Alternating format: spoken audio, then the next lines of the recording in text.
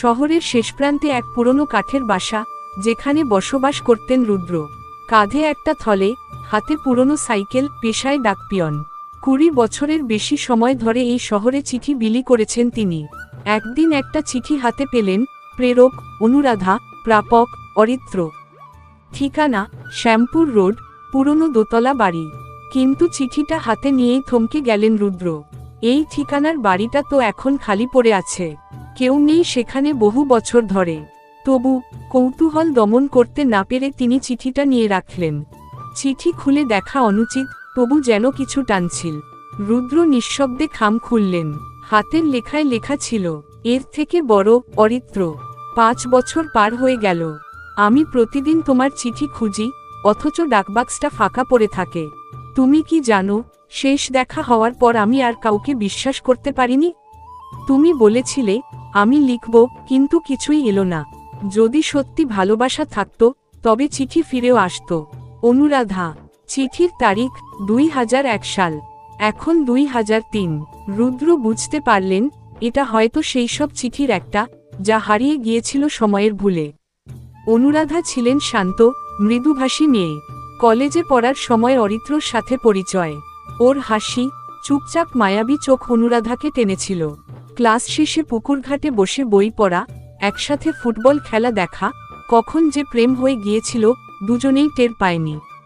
কিন্তু হঠাৎই একদিন অরিত্র চলে যায় বিদেশে পড়াশোনার জন্য।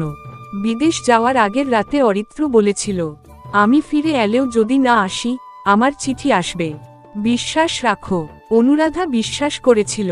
প্রতিদিন অপেক্ষা করত পোস্টম্যানের সাইকেল বেলের শব্দে, কিন্তু চিঠি আর এল না। রুদ্র চিঠিটা নিয়ে খোঁজ শুরু করলেন। অরিত্র এখন কোথায়, কেমন আছে? পুরানো ডাকঘরে পুরনো ফাইল ঘেটে জানলেন, অরিত্রর ঠিকানা সেই সময় বদলানো হয়েছিল, কিন্তু চিঠি সেই পুরনো ঠিকানায় গিয়েছিল। রুদ্র ঠিক করলেন, এ চিঠি পৌঁছাতেই হবে।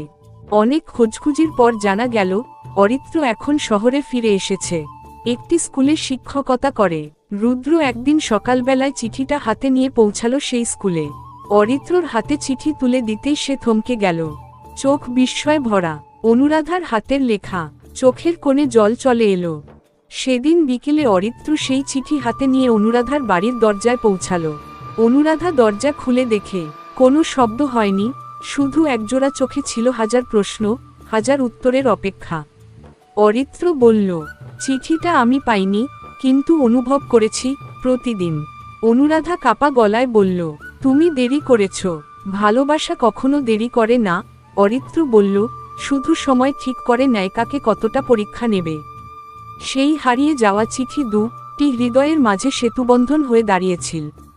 আজ তারা দুজনেই বলে, চিঠি কখনো হারায় না, যদি ভালোবাসা সত্যি হয়। আপনার ভালো লেগে থাকলে গল্পটি অবশ্যই লাইক দিন, কমেন্ট করে জানাবেন আপনার মতামত। আর এমন আরও হৃদয়ছোঁয়া ভালোবাসার গল্প পেতে চ্যানেলটি সাবস্ক্রাইব করতে ভুলবেন না।